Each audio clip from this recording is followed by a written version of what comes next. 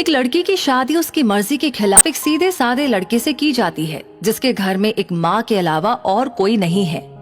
दहेज में लड़के को बहुत सारे उपहार और पैसे मिले होते हैं। लड़की किसी और लड़के से बेहद प्यार करती थी और लड़का भी। लड़की शादी होके आ गई अपने ससुराल। सुहाग रात के वक्त लड़का दूध लेके आता है तो दुल्हन सवाल पूछती है अपने पति से।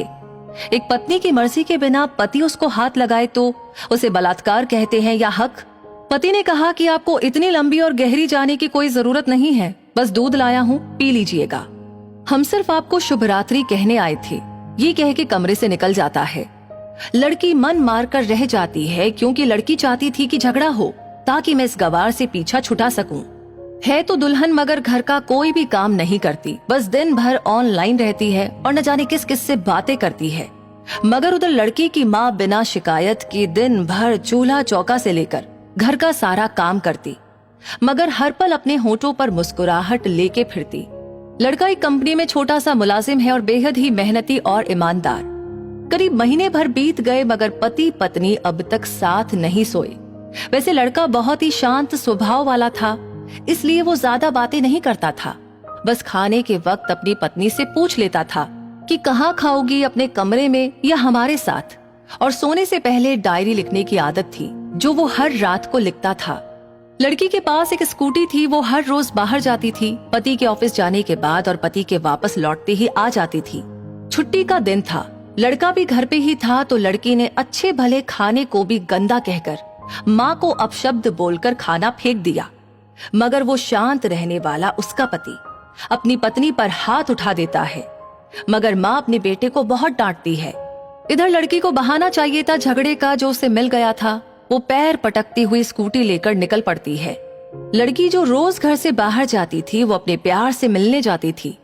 लड़की भले टूटकर चाहती थी लड़के को, मगर उसे पता था कि हर लड़की की एक हद होती है जिसे इज्जत कहते हैं।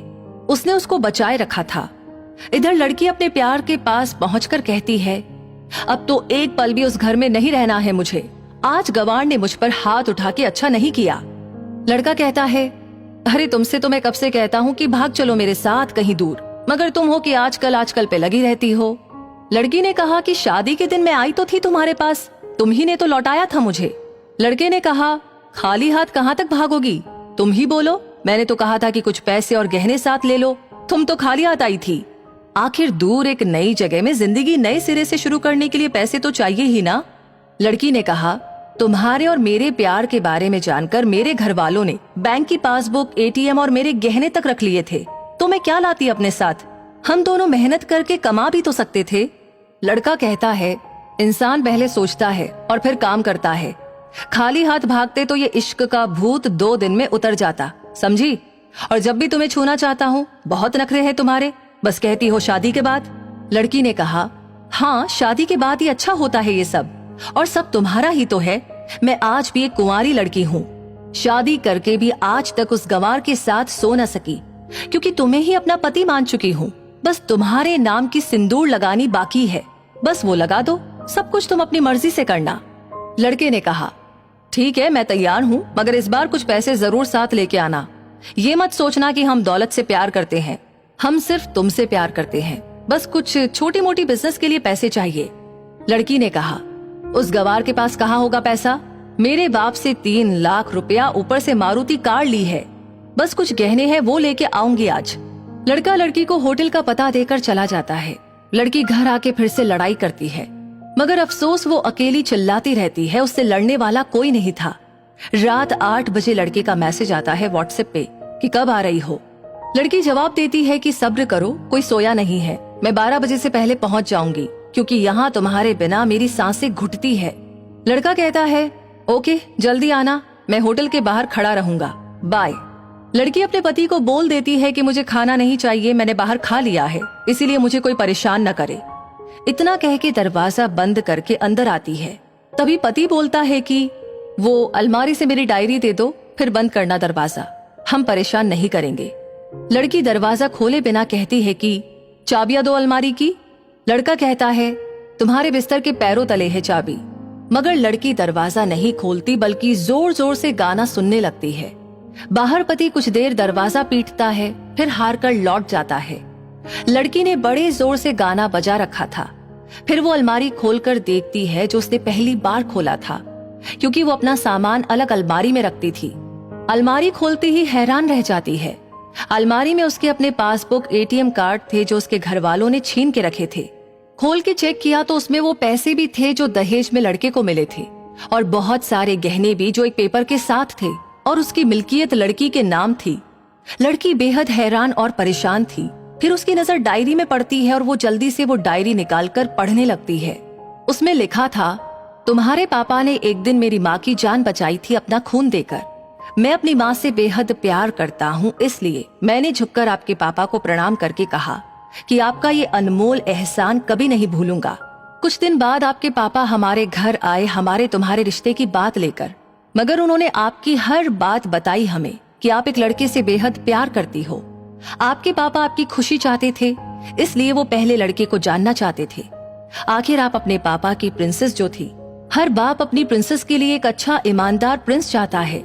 आपके पापा ने खोज करके पता लगाया कि वो लड़का बहुत सी लड़कियों को धोखा दे चुका है और पहली शादी भी हो चुकी है, पर आपको बता ना सके क्योंकि उन्हें पता था कि ये जो इश्क का नशा है वो हमेशा अपनों को गैर और गैरों को अपना समझता है।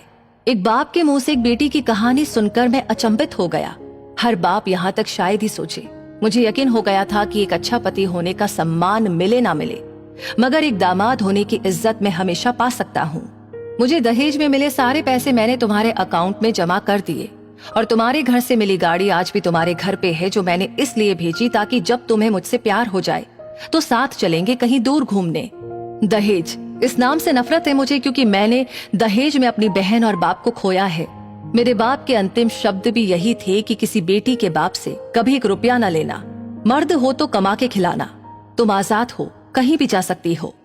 डायरी के बीच पन्नों पर तलाक के पेपर है, जहां मैंने पहले ही साइन कर दिया है।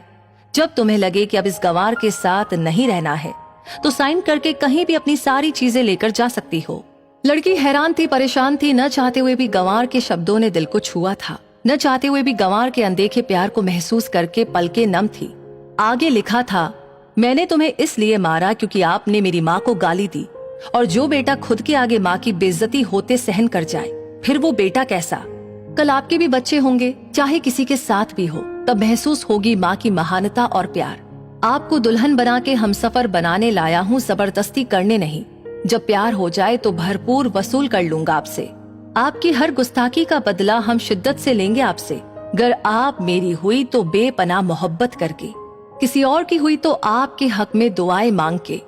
लड़की का फोन बज रहा था जो वाइब्रेशन मोड पे था। लड़की अब दुल्हन बन चुकी थी। पलकों से आंसू गिर रहे थे। सिसकते हुए मोबाइल से पहले सिम निकाल कर तोड़ी, फिर सारा सामान जैसा था वैसे ही रख के न जाने कब सो गई, पता ही नहीं चला। सुबह देर से जागी, तब तक गंवार ऑफिस जा चुका था। पहले नहा धोकर साड़ी पहनी, लंबी सी सिंदूर डाली अपनी मांग में, फिर मंगल सूत्र, जबकि पहले एक बिंदी जैसी साइज का सिंदूर लगाती थी ताकि कोई लड़का ध्यान न दे, मगर आज 10 किलोमीटर से भी दिखाई दे ऐसी लंबी और गाढ़ी सिंदूर लगाई थी दुल्हन ने। फिर किचन में जाके सासू माँ को जबरदस्ती कमरे में लेके तैयार होने को कहती है, और अपने गंवार पति के लिए थोड़ी नमकीन, थोड़ा हलवा और चाय बनाकर अपनी स्कूटी पर सासू माँ को जबरदस्ती बिठाकर, जबकि कुछ पता ही नहीं है उनको कि बहू आज मुझे कहाँ ले जा रही है, बस बैठ जाती है। फिर रास्ते में सासू माँ से पति के ऑफिस का पता पूछकर ऑफिस पहुंच जाती है। पति हैरान रह जाता है पत्नी को इस हालत में देखकर। पति कहता है, सब ठीक तो है ना माँ? मगर माँ बोलते इससे पहले ही पत्नी गले लगाकर कहती है, अब सब ठीक है, आई लव यू फॉरएवर।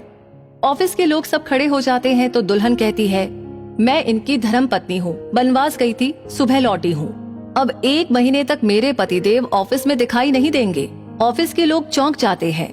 दुल्हन कहती है, क्योंकि हम लंबी छुट्टी पे जा रहे हैं साथ साथ। पति कहता है, पागल हो गई हो क्या? दुल्हन कहती है, आपकी सादगी और भोलेपन ने बनाया है।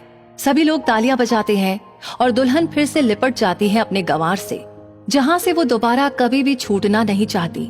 बड़े कड़े फैसले होते हैं कभी कभी हमारे अपनों के, मगर हम समझ ही नहीं पाते कि हमारे अपने हमारी फिक्र खुद से ज्यादा क्यों करते हैं। माँ बाप के फैसलों का सम्मान करें, क्योंकि ये 2 ऐसे शख्स हैं जो आपको हमेशा दुनियादारी से ज्यादा प्यार करते हैं। तो अगर वीडियो आपको अच्छी लगी हो तो इसे शेयर जरूर करें और वीडियो से आपको क्या सीख मिली कमेंट में अपनी राय जरूर दें।